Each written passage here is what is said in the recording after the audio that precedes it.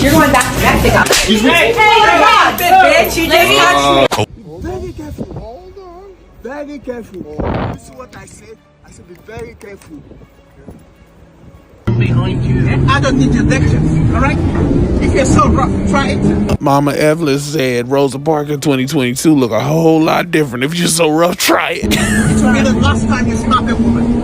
It will be your last time. I am compelled to believe her. She said it'll be your last time. Might not have been your first, but it'll definitely be your last. Don't hit me again. Don't try it again. Son, take it from me. On this day, you made the right decision because Mother Evelyn came with the blackest of black Air Force energy. She was fitting about to lay hands and feet. Another satisfying racial moment. Man, I don't know what to tell y'all, but y'all culture is strange. These men just couldn't mind their business. So they had to come over into the park, still standing there. Look at him, the Karen, calling the police because he's upset that I didn't want to listen to what he had to tell me. A 28-year-old black man who's grown as don't have to listen to nobody in this world but himself. Yeah, that's him. This one right here, crazy. I can't wait to put this on my TikTok of 35,000. It's crazy. You should walk away. That's what you should have been doing 10 minutes ago. It's absolutely crazy. Of course, I'm not in charge. It's a public park.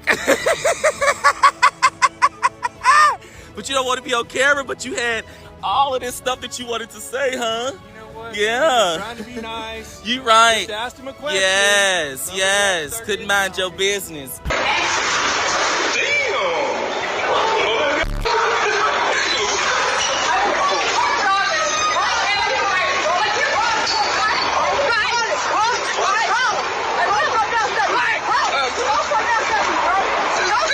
Be to Karen asked cause she spit on me and told me I don't belong here.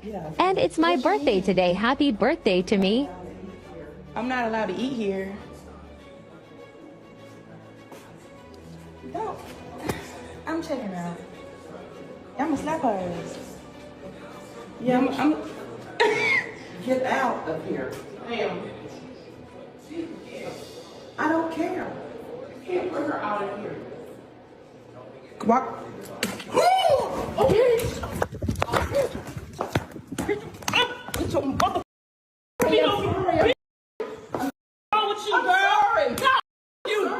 Spit on me again. Stupid ass. Okay, I'm sorry. My ass out here, fucking. Watch this video and let's talk about it. So you just went like this to me? Why'd you do that? Do you live here? Do you live here? You live here? Yeah, I live here. Okay. What is your problem? Because we get a lot of people that walk Man, into back the your store. dog up for me. Don't walk up on nobody telling them to leave, bro. Where do you live? Where do you live? I can't tell you where I live. I can't tell you where I live. What's wrong with you? Where do you live? Don't walk up on nobody like that saying, where do you live? Do you live here? Do you live here? Yes, I do. Yes, I do live here. Show me where you live. For what? Because we get a lot of people that walk I don't into care here. what you get. Don't walk up on me. Why not? What are you going to do about it? Doing exactly what I'm going to do. What are you going to do? I'm going to follow you. Since you think I don't live here, I want to see where you live at. I'm coming to the dog park. Yeah, come to the dog park and mind your fucking business. That's what you need to do. No, it's not. I'm not your business. Yeah, it is. No, I'm not. Yeah, you are. I'm Dr. Michael H. Ford, and let's talk about what you just saw. A man walking his dog in his own apartment complex decided that a black man existing in that same space required an explanation. He asked, "Do you live here?" 4 times. He demanded, "Show me where you live." He said, "This is my business. It was not his business, and what you just watched has a name." Researchers call it racialized covalence. It is the documented pattern of residents monitoring, questioning, and demanding proof of belonging from black people in shared residential spaces, misidentifying them as suspicious outsiders in places they have every right to occupy. It has been documented cited across multiple peer-reviewed sociology journals, and research consistently finds that black men bear the brunt of it. This is not new. For decades before the Civil Rights Act of 1968, sundown towns existed all across America. Municipalities that enforced policies excluding black people from being present within town limits after dark through discriminatory laws, intimidation, and violence. The signs are gone, but the mentality that black people need to justify their presence in certain spaces did not disappear with them. It shape-shifted. It became a neighbor with a dog asking, "Do you live here?" 4 times. In the United States, you have no legal obligation to prove your residence to a neighbor. None. You are not required to show anyone where you live, produce a lease, or justify your presence in a shared common area of a residential complex. The only person who can lawfully demand proof of residence is law enforcement with proper cause. A man walking his dog has zero legal authority to demand anything from you. The black man in this video knew that. He flipped every question back. He held his ground without raising his voice. He said, "I don't care what you get. Don't walk up on me." That is not aggression. That is a black man in 2026 knowing his rights. That is a black man in 2026 holding his ground. That is a black man in 2026 refusing to perform innocence for someone who had no authority to demand it. Racialized covalence has been happening in American residential spaces. The only difference here is that this black man refused to participate in it. Healing starts with knowing. Follow for more. You want to film me? But you're... Stuart, Florida, you're up. Come get your boy. The guy who recorded this pretty much explains what happened. This guy was upset that he wasn't going faster, I guess. He was in some kind of a hurry. And then he uses a slur about 80 times. But watch this and tell me, if a law enforcement officer had interacted with this guy, how many questions in do you think it would have been before that cop said, "How much have you had to drink today, sir?" Look at this idiot here. Yep. See, this is what I be talking about, people. There's some people who need Jesus in this world today. He's upset. You know why? He's in a rush. Hey,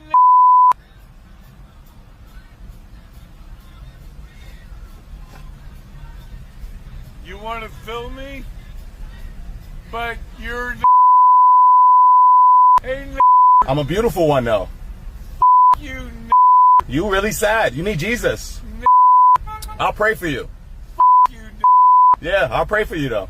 Alright, you're gonna pray for me. Yep. But you're a dick. Don't change the fact that you need prayer. You... Thank you. You're the reason most white people hate... That's funny. You start to tan trying to look like us, though. You know you one ugly, evil person, right? You know what you look like? You look like a pink penis. You know what else you look like? You look upset. You need to be like... Oh, man. Listen, guys. Don't allow people to, what's the word I'm looking for? Get under your skin. This is just the day in the life of these godless people. Hello folks, welcome back to the channel. So I go by the name Gislen, and today's episode is a very interesting one, as many black Americans who were actually treated unfairly has decided to start speaking up. And we have seen many clips like this, and there are more clips in this video. Please, the credit is given to those who made this video, but before we give them that credit, let's try to view these situations in our own way and try to comment what we actually think about these scenarios. And if you have witnessed any scenario like this, I would like to hear about it in the comment section. Let's watch the full clip. I'll be right back shortly. I think it's worth saying, the guy who recorded this has the patience of a saint. I don't think I would have remained that calm dealing with this douche nozzle. But Stuart, Florida, my big concern is he's not safe. Not only was he saying horribly racist things, he shouldn't be on the road based on the way that he was speaking. Unless he has some sort of other reason for it that doesn't affect his motor functions. That seems like it was probably caused by alcohol or narcotics. So, take a real good look at him, at his truck. Someone in Stuart, tell me who he is. Get that motherfucking camera off me, bro. Or anything with you, we're gonna beat his ass. Follow me, bro. Hey, don't take your bad day out on me. Are you videoing? Yeah, I am. Okay, get the fucking camera off. Hey, get the fuck away from me. Get the fuck I'll away knock from your me. motherfucking ass silly. Get the fuck away from me. Hey, Get the fuck away from me. You makes me, bitch. I'll knock your motherfucking ass silly, boy. Right now. Get that fucking camera off me, bro. Get away from me right now, bro. Get the fucking camera off me, bro. Get the camera off me. I'm not gonna take one more Mind step your own back. business, dog. I'm not Mind gonna your take own one more business. step back. Just go. Hey, Y'all came up over here while he was doing his thing, bro. Don't walk up on him like you about to do something to him, though, bro. Hey, look like shit. Look, have a good day. Get that camera off me. Just have a good day. Doing his own thing, bro. Just have a I good seen day. that, but then he got him up, bitch. He didn't have to turn the camera on me. Don't be coming up on him on that shit, bro. Fuck you think this is? Very careful. Hold on. Very careful. This is what I said. I said be very careful. Why are you disturbing that boy? Why? Who are you? No. Famous. Are you a police? No, let I can go get them. No, They're no, right police. here. No. You just make an error. No, you just make an error. You know why? Because you don't have the right to hold somebody. There's a police. You don't have the right. Look. You see him? If there's a problem, he will come right away and handcuff me. But if he just say That's what you want? That's what I want. Okay, no problem. And by the way, listen, I'm trying to be nice to you, okay? They Oh, know you me. are? Yeah, You're trying to be nice? Yeah. Oh, thank you. Because you was aggressive already. You did not speak like a man. Because if you come, you stop me like a brother. You say, oh, my brother, excuse me. Why are you doing that? You have the right to ask me, and also I have the right to respond to you. But when you come with aggressive, it's not fair no more. Because you do not ask me polite. If you do ask me polite, then I aggress you, it's something different. Because you do have the right. But if you come, you aggress somebody without not know what is going on, for me, it's not fair. For me, that is not fair. It should be fair. You question me. You have the right to question me. You have the right. You are in a free country. I'm not an animal. You're a human being. I'm a human being. My strength don't have nothing to do with you. I'm not here to fight you. So I'm not challenging you for anything. But you don't have the right to hold somebody. That is not good. That is not good. You have a good day. That is not good. Next time, ask me a question, I will judge you. I'm not a bad person. You know, everybody has one way to live life. I'm not going to listen. I got it. Better you ask me, I will judge you. Okay, you got it. I don't disrespect people. I will tell you. Okay. Respect is very important. But I don't like what other person is. Okay. There's a clip of a young black teenage girl going back and forth with a white woman, and what really stood out to me was how the girl handled it in the beginning. She was calm. She explained the situation clearly. She was even calling the woman ma'am. She wasn't loud at first. She wasn't disrespectful. She was simply stating what happened. From what we can see, the issue started because the woman's younger child was unsupervised and bothering them. And when the teenager pointed that out, basically saying if you were watching your child, this wouldn't be happening, that's when the energy shifted. And let's be honest, sometimes when adults feel embarrassed, especially by someone younger, they react instead of taking accountability. The woman stepped into her space, raised her voice, and that's when it turned into a bigger confrontation. Now, I'm not encouraging kids to be reckless or disrespectful, but I am saying there's a difference between being polite and being passive. That young girl showed confidence. She didn't shrink herself. She stood her ground. And shout out to the friend who kept recording, because documentation protects people. At the end of the day, this situation brings up an important conversation. How should young people handle themselves when an adult crosses a line? And how should adults respond when they're corrected by a teenager? What do y'all think? When me and a white person is walking the same way and they keep walking straight towards me because they expect me to move out the way, you're in for a rude awakening, bitch. Because I'm going to bump into you hard as fuck. I'm going to elbow check the shit out of you. Now what you gonna do? I am my ancestors' wildest dreams. So after watching those clips, we all agree that for a couple of years now, the black Americans they have been treated not fairly when it comes to the white, and that has bring a lot of spark on the internet, because before, when situations like this happen, we know record tapes, obviously they are going to favor the white over the black.